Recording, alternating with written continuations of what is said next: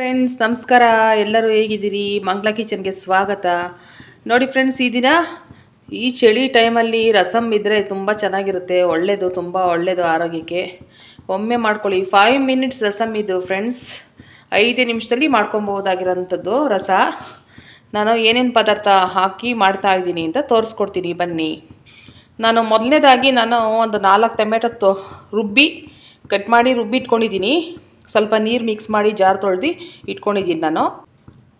ನಾನು ಮೆಣಸು ತೊಗೊಂಡಿದ್ದೀನಿ. ಒಂದು 3 ಸ್ಪೂನಷ್ಟು, ಒಂದು 2 ಸ್ಪೂನಷ್ಟು ಜೀರಿಗೆ, ಕೊತ್ತಂಬರಿ ಸೊಪ್ಪು, ಇದು ಎರಡನ್ನೂ ನಾನು ಸಪ್ರೇಟ್ ಇಟ್ಕೊತೀನಿ.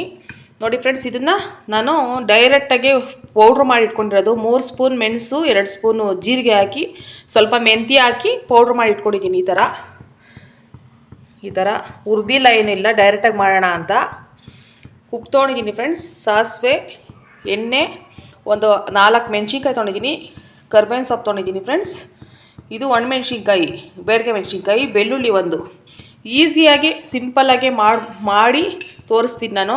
ನೀವು ಮನೇಲಿ ಮಾಡ್ಕೊಳ್ಳಿ, ತುಂಬ ಚೆನ್ನಾಗಿರುತ್ತೆ. ಈ ಚಳಿಗೆ ತುಂಬ ಖಾರವಾಗಿ ಮಾಡ್ಕೊಂಡು ತಿಂದರೆ ತುಂಬ ಚೆನ್ನಾಗಿರುತ್ತೆ ಫ್ರೆಂಡ್ಸ್. ಒಮ್ಮೆ ಮಾಡಿ, ಓಕೆ? ಯಾವ ಥರ ಅಂತ ತೋರಿಸ್ಕೊಡ್ತೀನಿ ಬನ್ನಿ. ನೋಡಿ ಫ್ರೆಂಡ್ಸ್, ಪಾತ್ರೆ ಇಟ್ಕೊಂಡಿದ್ದೀನಿ ನಾನು ರಸಮ್ ಮಾಡಲಿಕ್ಕೆ.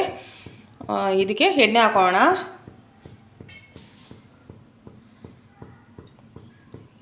ಎಣ್ಣೆ ಒಂದು 25 ಗ್ರಾಮ್ ಅಷ್ಟು ಹಾಕೊತಾ ಇದ್ದೀನಿ. ಎಣ್ಣೆ ಕಾಯಿಲಿ ಫ್ರೆಂಡ್ಸ್. ಸಾಸಿವೆ ಹಾಕೊತಾ ಇದ್ದೀನಿ.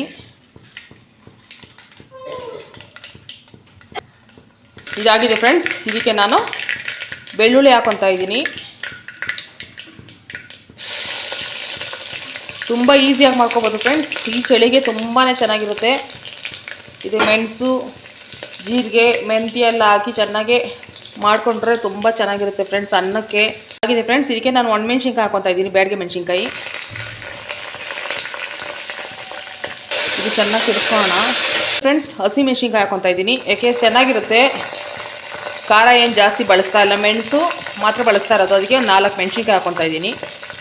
ಇದು ಸ್ವಲ್ಪ ಚೆನ್ನಾಗಿ ಬಾಡಿಸ್ಕೊಳ್ಳೋಣ.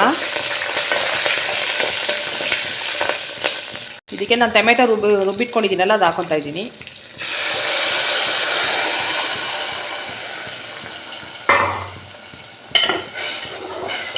ಸ್ವಲ್ಪ ಚೆನ್ನಾಗಿ ಬೇಯಲಿ ಫ್ರೆಂಡ್ಸ್.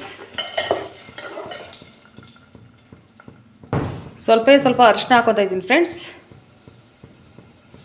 ಹಾಕ್ಕೊಂಡು ಸ್ವಲ್ಪ ಬೇಯಲಿ. ಟೊಮೆಟೊ ಹಸಿದೇ ರುಬ್ಬಿರೋಂಥದ್ದು, ಇದನ್ನು ಪೇಸ್ಟ್ ಮಾಡಿ ಇಟ್ಕೊಂಡಿರೋದು ಅಷ್ಟೇ. ನಾನು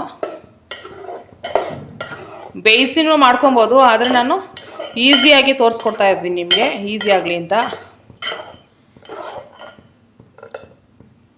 ಸ್ವಲ್ಪ ನೀರು ಹಾಕೊಳ್ಳೋಣ ಫ್ರೆಂಡ್ಸ್. ನಮಗೆ ಎಷ್ಟು ರಸ ಬೇಕೋ ಅಷ್ಟು ನೋಡ್ಕೊಂಡು ನೀರು ಹಾಕೋಬೇಕು. ನಾನು ಹಾಕ್ಕೊಂಡಿದ್ದೀನಿ ನೀರು. ಇದು ಬೇಯಲಿ ಫ್ರೆಂಡ್ಸ್, ಒಂದು 2 ನಿಮಿಷ ಬೇಯಲಿ ಫ್ರೆಂಡ್ಸ್. ಇದಕ್ಕೆ ನಾನು ಉಪ್ಪು ಹಾಕೊತಾ ಇದ್ದೀನಿ. ನಮಗೆ ರುಚಿಗೆ ತಕ್ಕಷ್ಟು ನೋಡ್ಕೊಂಡು ಹಾಕ್ಕೊಳ್ಳಿ. ಒಂದು 1/2 ಸ್ಪೂನ್ ಅಷ್ಟು ಹಾಕ್ಕೊಂಡಿದ್ದೀನಿ. ಇವಾಗ ನೋಡಿಕೊಂಡ್ರೆ ಬೇಕಾದ್ರೆ ಹಾಕೋಬೋದು. ಒಂದು 2 ನಿಮಿಷ ಬೇಯಲಿ ಫ್ರೆಂಡ್ಸ್. ನೋಡಿ ಫ್ರೆಂಡ್ಸ್, ಇದಾಗಿದೆ ನೋಡಿ, ಚೆನ್ನಾಗಿ ಕುದೀತಾ ಇದೆ ನೋಡಿ. ಇದಕ್ಕೆ ನಾವು ಇವಾಗ ಸ್ವಲ್ಪ ಕರ್ಬೇವಿನ ಸೊಪ್ಪು ಹಾಕೋತಾ ಇದ್ದೀನಿ ಫ್ರೆಂಡ್ಸ್. ಏಕೆಂದರೆ ಲಾಸ್ಟಲ್ಲಿ ಹಾಕಿದ್ರೆ ರಸಕ್ಕೆ ತುಂಬ ಚೆನ್ನಾಗಿರುತ್ತೆ ಕರ್ಬೇವಿನ ಸೊಪ್ಪು. ಹಾಗಾಗಿ ಒಗ್ಗರಣೆಗೆ ಹಾಕಿದ್ರೆ ಏನು ಟೇಸ್ಟ್ ಬರಲ್ಲ. ಹಾಗಾಗಿ ರಸಕ್ಕೆ ಈ ಟೈಮಲ್ಲಿ ಹಾಕಬೇಕು, ಕುದಿಯೋ ಟೈಮಲ್ಲಿ. ಇವಾಗ ಫ್ರೆಂಡ್ಸ್, ನಾನು ಮೆಣಸು, ಜೀರಿಗೆ, ಮೆಂತ್ಯ ಪುಡಿ ಮಾಡಿ ಇಟ್ಕೊಂಡಿದ್ದೀನಲ್ಲ, ಅದನ್ನು ಹಾಕ್ಕೊತಾ ಇದ್ದೀನಿ. ಸ್ಟವ್ನ ಕಮ್ಮಿ ಮಾಡ್ಕೊತೀನಿ. ಇವಾಗ ನಾನು 1 ಸ್ಪೂನು, 2 ಸ್ಪೂನು, 3, 4 ಸ್ಪೂನ್ ಹಾಕ್ಕೊಂಡೆ ಫ್ರೆಂಡ್ಸ್. ನೋಡಿ ಫ್ರೆಂಡ್ಸ್, ಇದು ಹಾಕ್ಕೊಂಡಿದ್ದೀನಿ. 4 ಸ್ಪೂನ್ ಹಾಕ್ಕೊಂಡಿದ್ದೀನಿ. ಎಲ್ಲ ಪೌಡ್ರ್ ಮಾಡಿ ಇಟ್ಕೊಂಡ್ರೆ 4 ಸ್ಪೂನು, ಅದಾಗಿರೋದೇ 4 ಸ್ಪೂನು. ನೋಡಿ, ಇದಾಗಿದೆ. ತುಂಬ ಗಮ್ಮಂತ ಇದೆ ಫ್ರೆಂಡ್ಸ್ ರಸಮ್ಮು.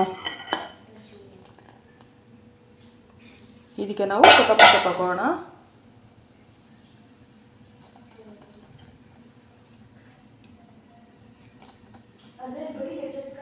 ನೋಡಿ ಫ್ರೆಂಡ್ಸ್, ರಸಮ್ ರೆಡಿ ಆಯಿತು. ನೋಡಿ ಎಷ್ಟು ಈಸಿಯಾಗಿ ಮಾಡ್ಕೋಬೋದು. 5 ನಿಮಿಷದಲ್ಲಿ ಮಾಡ್ಕೋಬೋದು ಫ್ರೆಂಡ್ಸ್. ಸರಿನಾ? ನಾನು ಹೇಳಿದ್ದಂಗೆ 5 ನಿಮಿಷದಲ್ಲಿ ಮಾಡ್ಕೋಬೋದು. ಈ ಥರ ಬಂದಿದೆ. ನೀವೊಮ್ಮೆ ಮಾಡ್ಕೊಳ್ಳಿ, ಹೇಗೆ ಬಂತು ಅಂತ ನನಗೆ ಕಮೆಂಟ್ ಬಾಕ್ಸಲ್ಲಿ ಕಮೆಂಟ್ ಮಾಡಿ ತಿಳಿಸಿ.